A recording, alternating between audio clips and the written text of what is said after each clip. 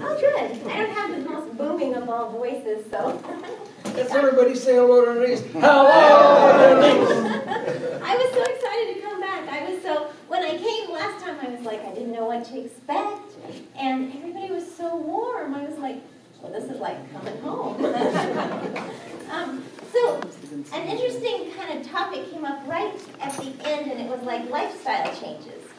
And I thought before we get going, I wanted to ask, has anybody made lifestyle changes since they've been diagnosed with prostate cancer? Yeah. Involuntary. Involuntary? Anybody want to share what you've done so far? Involuntary. Well, I changed the diet. I think I cut out sugars and everything, but now I read things and cut out sugar. Yeah. And try to stay away from white food. White food, yeah. You too. Anybody else make any lifestyle changes? Diet, basically. Diets? So last time I was here, And exercise. And exercise. So diet and exercise. Anything else that kind of? Cut back on alcohol. You're back on alcohol. Cut back on. Oh, cut. Oh. I started drinking.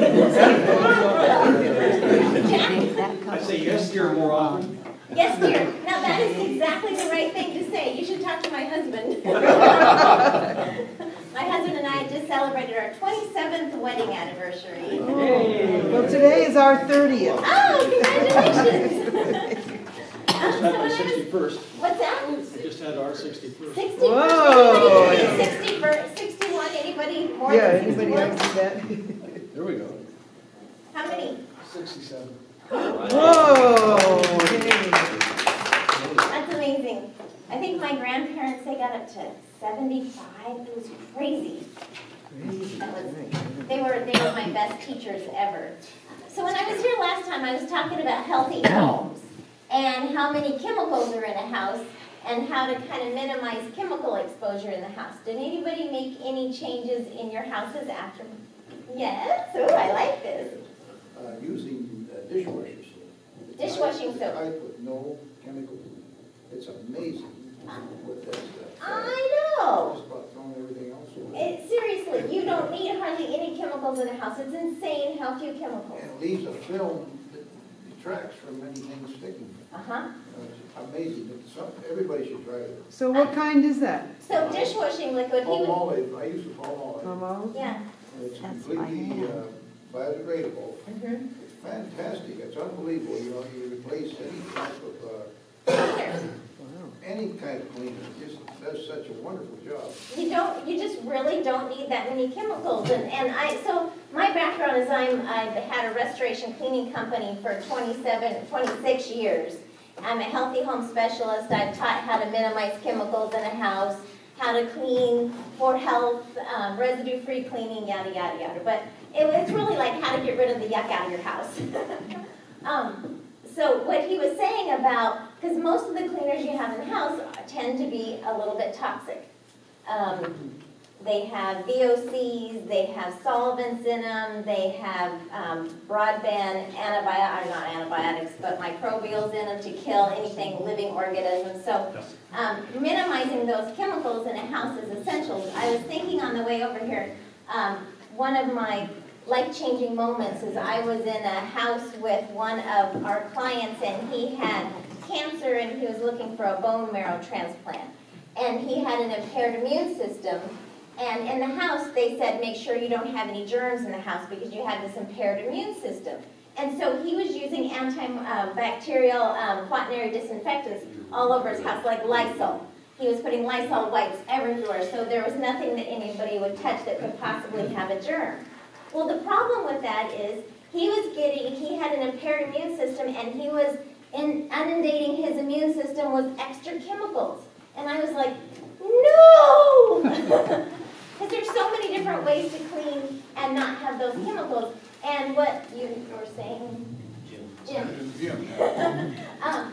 Just cleaning, instead of using like disinfectants and stuff, just using dishwashing liquid, rinse and drying, just soap and water, just plain old soap and water. And it's amazing how much better of a job it does. And maybe only like a tiny little minute. maybe a tablespoon in a quart of water. Not even a Not even tablespoon. that much. No, you only need a half of a teaspoon in a quart of warm water, little spray bottle, fill up with hot water, a little bit of dishwashing liquid, and you have one of the best cleaners there is. The kind of scum you get in the shower, it really takes that. Oh, I know. Unbelievable. I know, and you don't even have to have soap in a scum in a shower, soap scum in a shower. If you rinse and dry, you don't even have to have that. Yeah. It's awesome. I missed the soap part, I was just using water and microfiber. Yeah, so there's different things. Sometimes, like if you have a lot of soap scum, sometimes you'll need to have dishwashing liquid to break that surface tension. So a non-scratch polishing pad, 3Ms are blue, you can have white polishing pads, but you put a little bit of dishwashing liquid, agitate it, break the surface tension, you get it all off, and then once you get it all, just rinse and dry, and you never have to have soap scum in the shower, and most of the cleaners in the showers are incredibly toxic. So not having any of that in your system is great. What changes? Microfibers. I brought some of the microfibers I was talking about last time, because these microfibers are so amazing. This one's got a silver filament in it, and so if you have, and then you can do a swab on it with a TPS test, which tells any living organisms on a surface, you can swab to see how good. But it's got a silver filament, so you can actually cut up a raw chicken on a countertop and clean it with a microfiber and swab it, and it'll come clean.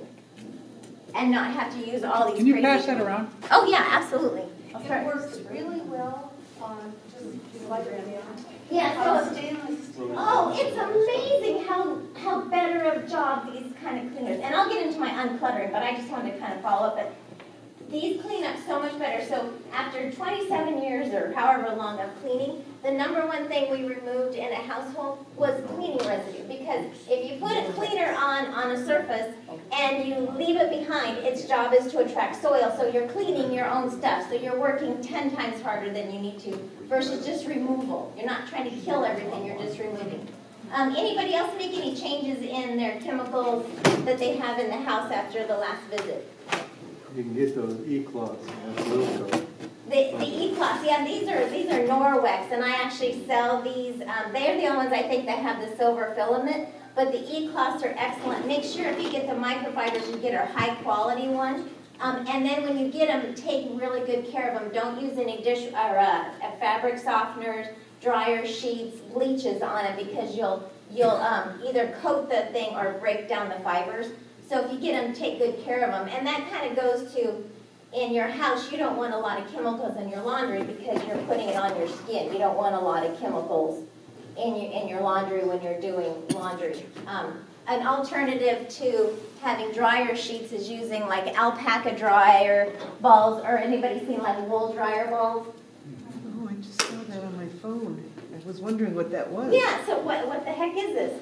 So these are actually just made out of felted alpaca. I now sell the wool ones, but what it does is it helps your laundry dry 30% faster, no chemicals, and it helps it fluff it, and it's completely organic and can be composted, no chemicals. So it's soft. With dryer sheets. Oh my gosh, they're just laden in chemicals, it's crazy. Yeah, as a matter of fact, you shouldn't use them on baby clothes because of the chemicals on it. What was it? There's something about they interfere with all the flame retardants in the baby clothes. I know. It's really bad. What did you use like in the laundry for the electricity when you had the clothes in? So it's really interesting. I have long hair, and I used to use dryer sheets. And when I used dryer sheets, I had way more static clinging. Most of you guys are men, obviously. So long hair with static cling, it's like you have a balloon attached to you. It's horrible. So when I had the dryer sheets, I had more static cling. Now with the balls, right after the dryer, I have a little bit more static, but I don't have any static after. So when I have a static, what I do is shake it out. But it minimizes it. If you have like dress socks, you're going to still have a little bit of static. So it's kind of one of those things. It's not perfect, but minimizing your chemical exposure. And I think I talked about this last time. There's 3 ways chemicals get into your system. You breathe it, and it goes into your lungs. You have it land on your skin, you absorb it, or you eat it. So when you were saying changing your food, you have really narrowed down how many chemicals you're exposed to by going with whole foods, non-processed foods, sugar-free, all those things, you're getting all those chemicals out of your system, so it's from that. So anyway, I just wanted to kind of check in. So as far as uncluttering goes, you might look at your chemicals again. So I've seen millions, well maybe not millions, but hundreds of under the sink chemicals, laundry chemicals, garage chemicals. This is a really good place if you want to start decluttering for the health of your home, to look at your chemicals and just see where you're at. What happens is a lot of times we have chemicals and we don't think about cleaning it out. It's just like we'll just put one more thing in, one more thing, and you end up having really old chemicals, which sometimes they start off-gassing, or they fall over, or they mix together, and you can have deadly gases when they start mixing together. So it's a really good thing every once in a while, go to where your chemicals are, take them all the way out, make sure they're standing up so they don't fall over, clean out where it was, and then mindfully look at all your chemicals and see what you have and see whether you need it anymore. Read your labels. How many people have read the labels of the chemicals they use? Nobody can understand it. Exactly, and they're like a font of 4. So 4 font, and they don't give you all the information you need. There's a couple key things what you're looking for. You're looking for 4 words. It'll say poison, danger, warning, or caution. So those are usually in a little bit bigger font, not huge, but those are kind of clues. So if you see something that says danger or poison, those are huge signs that be very careful using it. And usually there's alternatives. There's a million alternatives. So those are good ones to go ahead and box up and take. And you want to take them to hazardous waste. So when you get rid of the chemicals that you don't want to use, don't put them in your trash, and don't put them down the sewer. Take them to hazardous waste, and they will take care of it for no charge for you and properly dispose of it. Yeah? I recently read a lot about cleaning with white vinegar. Yes. Yeah, so vinegar is great. Vinegar it's not really a cleaner, it's an acid. And a lot of soil that's left behind is an alkaline soil. So it's a good little residue remover. One thing you want to be very mindful about vinegar, because it's an acid, say you have travertine floors or marble or grout in your showers, what happens is those are alkaline stones, and when you put an acid on it, what it does is it micro-eats it. And so as a matter of fact, I started my blog like 9 years ago called An Ounce of Prevention, and it was because people were putting vinegar on their travertine floors, and for $1.99 they just caused $2,000 worth of damage by etching a whole floor. So vinegar is good, but I don't use it where I'm using like grout in a shower. Grout has this exact same chemical components as like marble, concrete, or travertine, and so what happens is that in a shower, if you use vinegar all the time, you're micro-eating your grout joint every time you clean with it, and after a while it breaks down, and then you need to have a company like we used to have that would come in and restore it. So if you don't have to, that's awesome. Yes? And I've heard that white vinegar is as bad as bleach if you're on a septic system. Is that Probably true? because you don't Still want is anything too strong Yeah. for the microbes. You're actually trying to feed. So if you had cows, you would try to feed them certain things. You're actually feeding the microbes in a cow.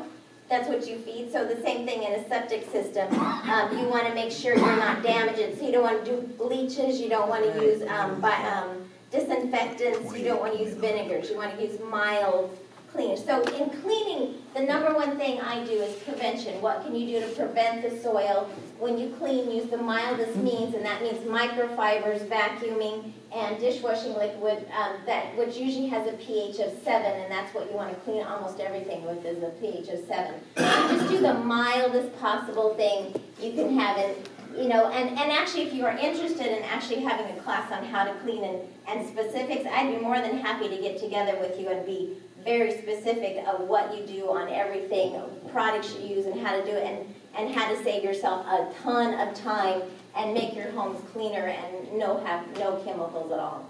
It's kind of very cool. So as far as uncluttering goes, so I used to have this restoration cleaning company, and then I had a customer that needed help uncluttering. Her house was full, like plumb full. Not very much room for her anymore. And I just knew I could help her, and I don't know, this has been like 5, 6 years ago, and now I help people all over, helping them unclutter. So, does anybody have any clutter, or if you were going to have clutter, what would you call clutter? Let's just start with that. What would you call clutter? Stuff. What's that? Stuff. Stuff. Treasure hoard. Treasure, stuff, memorabilia, paper, books. A black and white TV that I haven't turned on for 30 years. Exactly. Right there. Yes. Oh, you were just, you can stretch. The only thing about that is when you get rid of it, you find a use for it after you get rid of it. That's what everybody thinks. Yeah, right, that's true. So this is what I find with clutter.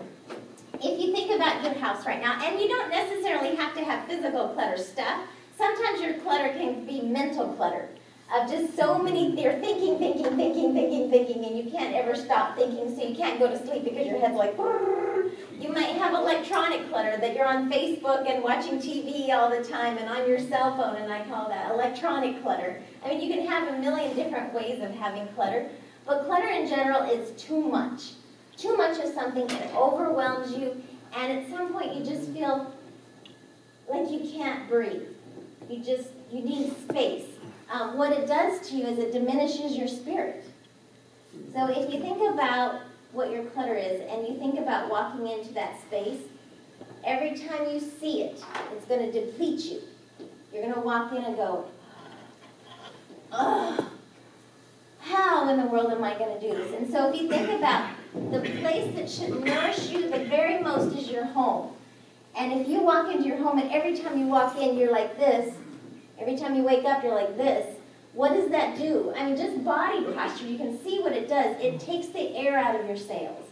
And what I find, and this is the coolest thing, when you start removing clutter, when you start shifting it, there's something that opens up. There's this energy that opens up and things start shifting again. It's stuck energy, and that's all it is. I never think of it as like this is good or bad. This is just stuck energy. And so when you move it out and you start having this open space, there's something that does that opens up your heart. I can't explain it, but it just does. It just feels hopey. It feels hopeful and happy. There's this joy, there's energy and flow. So by removing something that feels stuck and heavy, you give yourself space to breathe. And that's why I brought the bowl today. So I was having this conversation with one of my clients yesterday, and oh my gosh, she is one of the most beautiful, beautiful ladies. You know, you hear on TV that you hear like the term hoarding. Has anybody ever heard hoarding? And everyone's like, oh, my neighbor's a hoarder or something like this horrible thing. It's not a horrible thing. All it is a thing. Everybody I know that I've ever worked for, and it'll probably make me cry, so everybody I've ever known that I've worked for, they're not horrible things. They're beautiful souls that have a little bit of stuff that got them stuck. But that's all it is. And usually the people I work with, because they have this beautiful soul, they tend to have a big heart. And with a big heart means they have a hard time letting go of things. And a lot of times they have very curious minds. And they're curious about things, and they get a lot of paper because they want to learn. And so what I have is Einstein's. You know, I was thinking about her, and I was like, she's got so many ideas all the time. And I thought, if Einstein had somebody come into his house, Albert Einstein, I'm pretty sure they'd be like, oh, he's a hoarder. And I'm like, no, he's brilliant. And that's what I find. Most of the families I have that I work with are probably brilliant. And they just have a hard time letting go of things. That's not a bad thing. So if I had anything to do in this world would be to convince people that hoarding is not bad. That's just a beautiful soul that gets stuck behind things. And if you want to shift your life, and if you feel like your house doesn't feel good, what that does is it stops relationships. So if you've had a broken heart or something, a lot of times you might fill up your house with stuff because you don't have to feel anymore. But all that does is it stops people from coming to live, and you have relationships. So by shifting your clutter and removing your clutter, what you do is you open up the chance to have relationships. And have people come because you don't have this feeling of dread of having somebody see you for who you are. And instead of having all your neighbors love you for who you are no matter what, you feel like they might be judging you, and a lot of times they are. So we had this conversation that this bowl is really heavy. I'm not sure why I picked it up and then kept talking. But we had this conversation of what if you're just absolutely perfect? You know, you were born absolutely perfect. And the fact that you have things, or the fact you have prostate cancer, or the fact that you're 72 or been married 61 years, or you're 5'2" or 5'1" is exactly perfect. What if that is your reality and you went from that space? I know she was frustrated because she's had some health issues and they weren't healing as fast as she thought they should. And she wants to downsize her house so she can move. And she was frustrated. But it turns out she's probably absolutely perfect because anytime her mailman comes to the door, she greets him with kindness and offers him a muffin. You know, and you don't see that in neighborhoods that much anymore. So maybe by going slower, she's absolutely perfect. So I want to just take a pause, and if everybody will, you can keep your eyes open or close them, but I just want you to take a minute and pretend like you're absolutely perfect.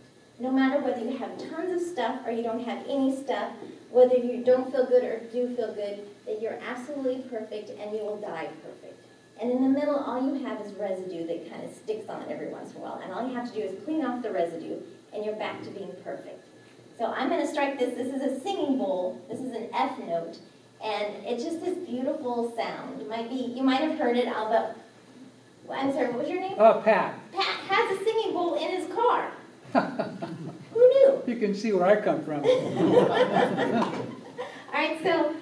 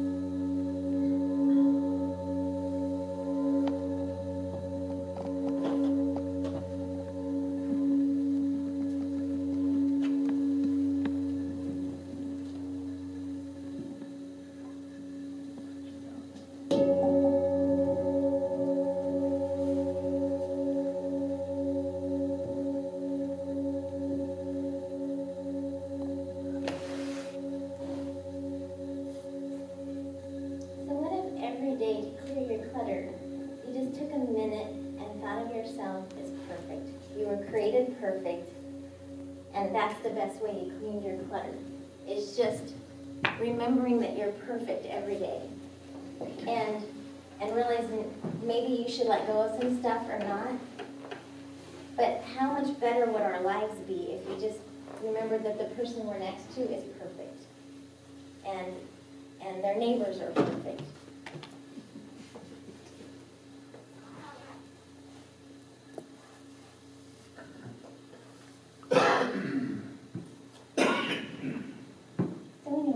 I don't know why. I just felt like I should do that today because it was just such a deep message for us yesterday when we were talking that I can't see anything in the world wrong with her. I think she's the most beautiful, spectacular person, and I think we all are. And sometimes in the life we get so busy and we start accumulating so many things and it kind of stops our lives from being what they're capable of. So if you do and you want to clear your clutter, what that does is removing the stuff that diminishes you. So by going through your house and finding the stuff that is old, not the old like it's just old and it's not useful, it's things that you had for such a long time but haven't touched it for years. It's just something you keep in the bathroom. It's the things in the attic, the things in the basement, the things in the garage that have been boxes you've been meaning to get to. It's the things under the sink, it's the bookshelves that are super full that haven't been read.